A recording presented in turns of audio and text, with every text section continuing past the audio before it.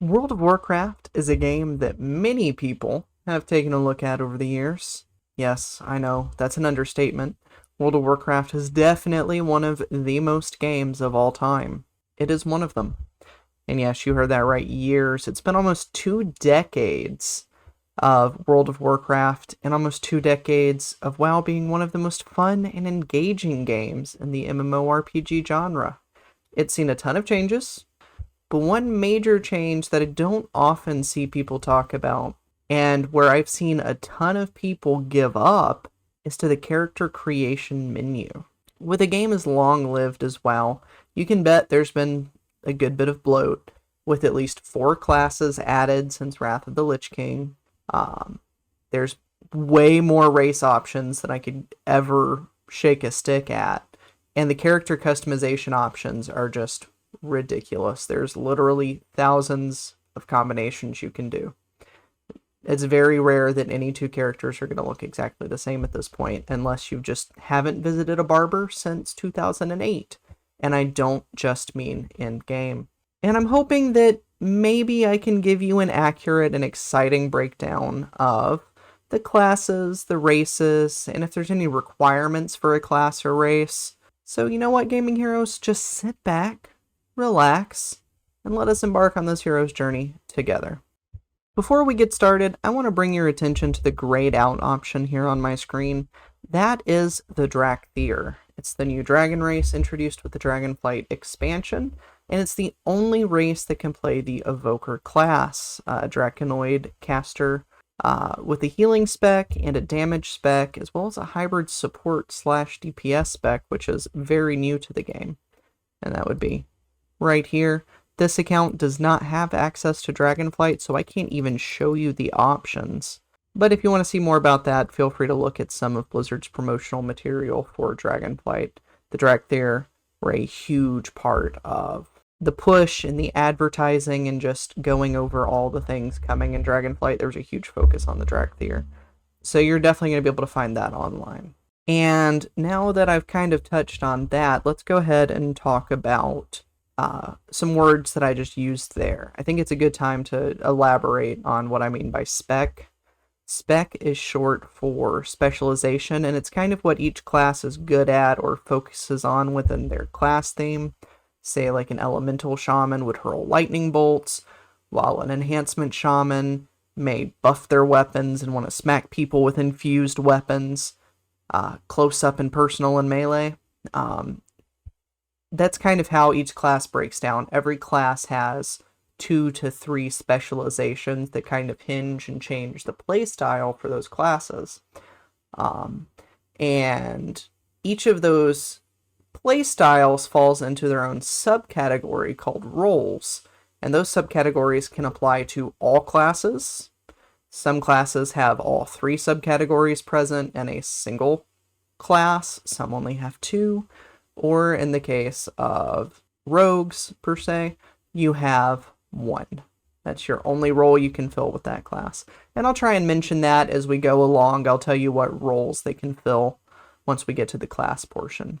But let's break down what these roles are a little bit further.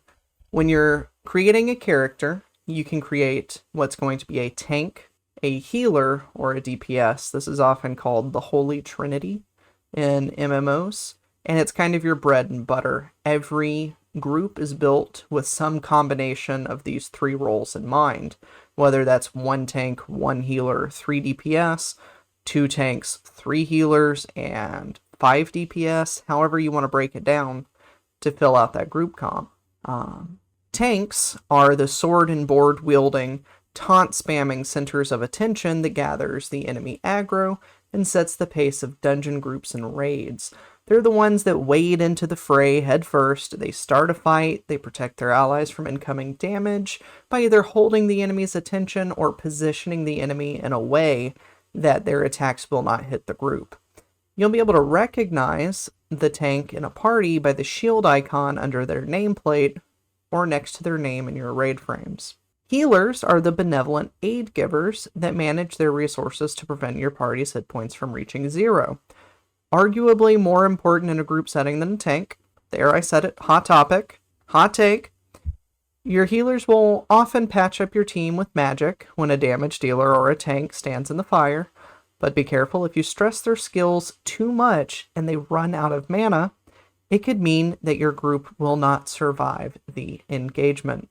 You can tell who the healers in your group are by a small cross or a plus sign under their nameplate or next to their name in the raid frames. And damage/DPS, damage and DPS are interchangeable and can shift depending on your region and language. Essentially, these are the members of a group or party that will be tasked with bringing down foes, whether that's through sheer strength, clever use of dagger, speed, and poison, or huge blasts of magical artillery. There's a damage-dealing class spec option for you. All DPS are viable, most of them are fun, and almost universally, every healer will hate you for ignoring mechanics to do as much damage to the boss as you can. Don't feel bad though, it's a universal urge, but just make sure you're being safe, or you might not get healed. You can tell who the DPS and damage dealers in a group are by a little sword icon under their name. Now, let's break down the classes. We're going to start with the warrior. The warriors are the plate-wearing juggernauts. They specialize in dealing damage with an assortment of weapons in melee, and when the need arises, they can also don a one-handed weapon and a shield to protect their friends from danger. The roles that a warrior can fill include melee damage, meaning they are hand-to-hand, as well as a tank. Hunters are the quintessential master of beasts and tracking. They come with 3 different specializations that enhance various aspects of the class identity. As a Beast Mastery Hunter, you'll tame and train a menagerie of beasts to aid you in combat. From the lowliest of grubs to the largest of mammoths, all beasts will obey your call. As a Marksmanship Hunter, you'll specialize in improving your aim and be able to fell any foe with a well-placed shot. As a Survival Hunter, you and your trusty animal companion will get into melee combat and utilize traps and coordinated assaults to bring down any enemy. The roles that you will fill as a hunter are going to be ranged damage or melee damage. A hunter cannot tank or heal, at least not heal others. Mages are the masters of reality. They can conjure the powers of frost, fire, and arcane to bring destructions to their enemies, or alter the flow of time to aid their allies. A frost-specialized mage will control the flow of battle by slowing enemies with ice-based spells. You can conjure a blizzard or orbs of frost to deal massive area of effect damage. A fire mage is the epitome of the D&D style mage. Have a problem? Well, the solution will probably be a fireball. The sheer destruction they can just wreak is beyond measure, and they can chain critical strikes to devastating effects. And an arcane mage is a master of time. They can deal consistently growing damage as they combo their spells together, and when they're out of mana, they can rewind their own time and start again. The roles a mage can fill are ranged damage. They do not want to be too close to anybody, and they also cannot heal other players. Rogues are the stealthy assassins and dashing outlaws of the world. They can specialize in poison, subterfuge, and friggin' guns. Rogues can stealth around their environment, pickpocket, and swashbuckle their way. Rogues are the stealthy assassins and dashing outlaws of the world. They can specialize in poison, subterfuge, and friggin' guns. Rogues can stealth around their environment, pickpocket, and swashbuckle to their heart's content. If you're in a situation that's too much for you to handle, you can even vanish to escape combat. The roles a rogue can fill are melee damage. Let's do a Blood Elf Priest. Priests are the versatile followers of the light. As a priest, you can heal, deal damage, or even combine the two. Priests can be holy, shadow, or discipline specialized. A holy priest practices direct healing, bringing allies back from the brink of death. A shadow priest is the other side of the coin. Where there's light, there's shadow. Shadow priests assault the enemy's minds and flesh with powers of the void. And the final specialization is discipline. A disciplined priest can shield their allies and deal damage to restore health to their shielded friends. The roles a priest can fill are healer or ranged damage. Warlocks are pure damage powerhouses. They utilize the assistance of demons to deal damage to their enemies. You can specialize in Affliction, a damage over time based spec that spreads pestilence to enemies and capitalizes on their illness. You could also be a Destruction Warlock, raining fire and chaos magic onto your enemies and rip them asunder with balls of just pure power directly. Or, if assembling your own army of underlings to assault your enemies is your goal, you could play Demonology. The roles a Warlock can fill are ranged damage, like Forged Paladin. Paladins are the plate-wearing soldiers of the light. Paladins are the plate-wearing soldiers of the light. Unlike their priest counterparts, paladins adhere zealously to the power of the light. As a paladin, you can protect yourself and provoke enemies into focusing on you. You can wield large, two-handed weapons and smite your enemies with whirlwinds of light. Or, if healing is your goal, you can beseech the light to heal your allies. The light rewards those who prove themselves, and a large portion of a paladin's healing capabilities comes from being in the fray and directly dealing damage to earn your prayers. Roles that they can fill are tank, melee damage, and healer. Druids are bastions of nature, completely in tune with their surroundings and the power of life itself. Druids are the only class to have 4 individual specializations. As a druid, you can shapeshift as a core part of their class identity, and as such, their specs are based around these forms. A guardian druid is a tank that shapeshifts into a giant bear and cleaves enemies to gain their threat. A guardian druid can bristle their fur and self-heal to remain alive.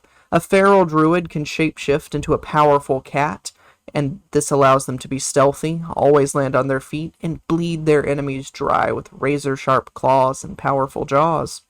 A balanced druid combines the powers of astrological bodies to rain destruction upon those who wish you harm. Balanced druids will move between lunar and solar cycles, using the sun and moon as their weapons. And finally, restoration druids. A restoration druid is well versed in providing healing over time. This allows them to maintain their spells on an entire raid at once. Roles that a druid can fill: tank, melee damage, range damage, and healer. They are the only class in the game that can fill every single role in all conceivable forms. Shaman are the masters of the elements and ancestral spirits. Shaman can harness the elements themselves to wreak havoc on a battlefield. As an elemental specialized shaman, you can hurl lightning, frost, and fire at your enemies, and summon primordial guardians of fire and earth to aid you in combat. If you choose enhancement, you'll use the elements and spirits to improve your weapons and call down powerful strikes upon your enemies. As a restoration shaman, you will utilize the healing properties of water and beseech the aid of your ancestors to restore power and life to your team. Roles the shaman can fill: melee damage, range damage, healer, and even Discord moderator. Monks are masters of martial arts and Zen. They come in 3 specializations that are all reminiscent of Eastern mythology. They can be brewmasters, windwalkers, or mistweavers. As a brewmaster, you can dull incoming pain with potent beverages. You can dodge many attacks and riposte with devastating attacks. As a windwalker, you'll focus on damage. You'll focus your chi into powerful attacks against an enemy's body, often revealing weaknesses that you can then exploit with a powerful combo. And a mistweaver uses the mystical arts of the mist to heal their allies and even shield them from incoming damage. Roles they can fill are tank, melee, and healer. Demon hunters were added in Legion. They use the power of a demon that they slew and absorbed to enhance their combat capabilities. They come with 2 specializations: vengeance and havoc. A vengeance demon hunter uses their demon soul to become borderline unstoppable. They can leap into the fray and explode in bouts of fire. They can also rip the souls from their enemies to restore their own health. A havoc demon hunter, on the other hand, dashes through enemies, wreaking, you guessed it, havoc. With fire and fell energies, they can shift into their demon form and gain massive damage bonuses. and can periodically release beams of felled magic directly from their eyes. Kind of like Cyclops from X-Men, except green. Roles they can fill are tank and melee damage. Death Knights are the resurrected corpses of great heroes, blessed with unholy powers so that they can serve under the Lich King. Death Knights can use the powers of Blood, Unholy, and Frost. A Blood Death Knight is a tank, specializing in ripping the life force directly from enemies to restore their own health and shield themselves from incoming damage. An Unholy Death Knight summons a skeletal minion and empowers them, and causes them to weaken enemies simultaneously. A Frost Death Knight embodies the power of the frigid north, using howling blasts of wind, frozen strikes, and even summoning a frost worm to rain down frost upon their enemies. Roles they can fill are tank and melee damage. And Evokers. Evokers are the abandoned children of a monster. They are few in number, but mighty beyond compare. Created by Neltharion the Earth Warder, who will become known as Deathwing, they were utilized as soldiers to bolster the dragon armies and protect Azeroth. They are imbued with magical traits of all 5 Dragonflights, and can utilize them to devastating effects. They can also utilize their magic to heal allies, or warp time to give you an edge over the enemy in combat. They're locked behind the Dragonflight expansion and require you to have at least one level 60 character on the server, and as of now, you can only have 1 per server, so you can't stack Evokers to take advantage of their high level, or high starting level. Now that we've gone over all the classes, let's have a quick overview of all the races. While once upon a time, faction and race choices made a much larger role in how the game played, the lines have kind of blurred. Both factions can raid together. They can, to an extent, do world content together. And unless you're just looking for the highest parses on third-party ranking sites, or you're just looking to be as sweaty as possible with your min-maxing, you can delve into the bonuses of each race and their passive effects, but I won't. I'm not going to go over all of that, because this is going to be a super long video regardless, and I just don't think any of us have time for that. Let's start with the Alliance! You have humans! The stereotypical RPG protagonist, the most normal of normals and the closest to our mundane reality as you can get. Dwarves, the short and sturdy mountaineers. They have tempers almost as short as they themselves, and can hold a Kultiran's weight worth of liquor, so you really don't want to challenge one to a drinking game. Night Elves, the incredibly long-lived dwellers of the forest, and one of the few races still in tune with the natural forces of Azeroth. Once the premier race on Azeroth, they've seen the rise and fall of many civilizations, and they've now allied themselves with the Alliance. Gnomes, short stacks with big old noggins, but the big head isn't just a deformity. It houses some of the largest brains ever seen. Literally evolved from robots of pure logic, gnomes lead the way in technological research and invention. Just don't ask them to clean out a cave of trogs. Draenei, the spacefaring refugees, and one of the first races added to the game post-launch. They have an affinity for crystals, technology, and the light. They're brilliant and nigh immortal, and they live for thousands of years. However, they're extremely gullible, and to date have crashed almost every spaceship someone has let them drive. Worgen, the Team Jacob of the Alliance. An ancient curse corrupted the great city of Gilneas while it was in the midst of a civil war, and this resulted in an outbreak of the Worgen contagion. Beasts of raw fury, they were taught inner tranquility by druids of the Night Elves, and they were brought into the fold of the Alliance. Let's switch back over to the Horde.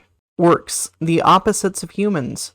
Seen as the savage aggressors most of the time, their gruff exterior hides their sensitive side, which includes a strict adherence to honor and fairness. The Undead/Forsaken, the resurrected dead of the human race. They were once under the control of the Lich King, but thanks to the machinations of Sylvanas, they were freed, and with their freedom, they chose to serve her. Easily one of the most reviled, yet interesting races to play. Tauren, a plains-dwelling race of imposing size, yet peaceful intentions. They have much in common with the Night Elves, being one of the oldest races on Azeroth. However, due to the harsh environments they live in, they chose to side with the might of the Horde to give them the best chance at survival. Trolls, the final of our ancient races. On top of the food chain, the trolls fell to infighting and separation by war and fealty to various deities and demigods. They worship the Loa and have lent their prowess and ancient knowledge to the Horde. Blood Elves, the survivors of a brutal and long war. They've suffered mana addiction. They've gone through a lot. Quite honestly, they're just one of the fan favorite races. I don't really know what else to say here from a lore standpoint, other than they're night elves, but pink, and you can play them on the Horde. And they're one of the default Horde races for people that want an attractive race, but still want to play the Horde. Goblins. Time is money, friend. These grimy little capitalists are wicked smart, but prefer to use their intelligence to make as much coin as possible, even if it's at a detriment to the planet itself. Does that sound familiar, America? Pandaren, the first race that gets to choose their faction as their starter area progresses. They're wise, slow to action, and can eat and drink a dwarf under the table. Some of the greatest brewmasters and some of the most capable combatants ever spawned by Azeroth. Your faction's lucky to have them, as they make fearsome enemies. And I know I'm leaving some races out. These races that you see here in this second column on both sides, those are allied races. And allied races you unlock through quests at your embassy once you get a character up to, I want to say, level 50, you can start unlocking them. I don't want to delve too far into their story because honestly it spoils a lot, and it's a huge part of unlocking the races. It's so huge that they even have their own sets called Heritage Armor, where you kind of embody these allied races. If there's enough interest in it, I may go over each allied race, their lore, and why they sided with whichever side they did. If that's something you want to see, leave a comment. Let me know. And with that, it's going to bring me to the end of the character creation process that I'm going to go over. I know this is long-winded, but I wanted to make it as comprehensive as we could.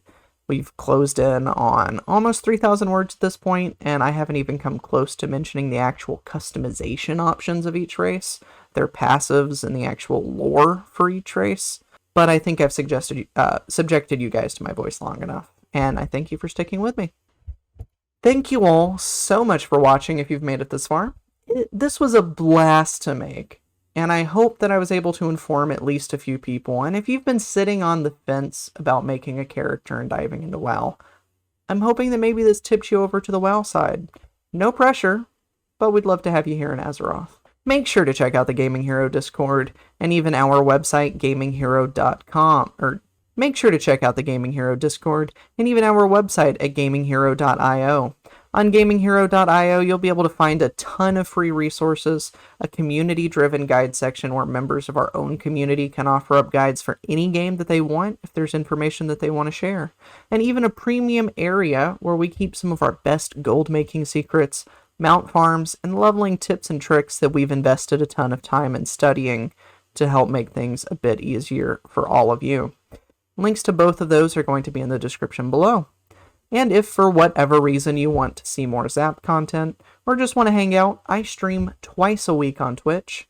Catch me live there from 8 a.m. to 12 p.m. Central Standard Time. That's GMT plus 6, so 6 hours, or Greenwich Mean Time plus 6 hours, sorry. Time zones are hard, especially as an American. And that's every Saturday and Sunday, bar holidays or familial obligations. And if you like what I'm doing here and want to help me get closer to doing this full time, feel free to check out my coffee, where I get to keep almost every cent that you donate.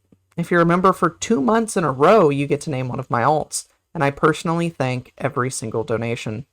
You'll also get a sneak peek behind the curtain for things that I'm working on for both my channel and gaminghero.io, so it might be worth taking a look at. I hope you have a great day, Gaming Heroes, and keep being awesome. This has been Zap, and I'm headed out.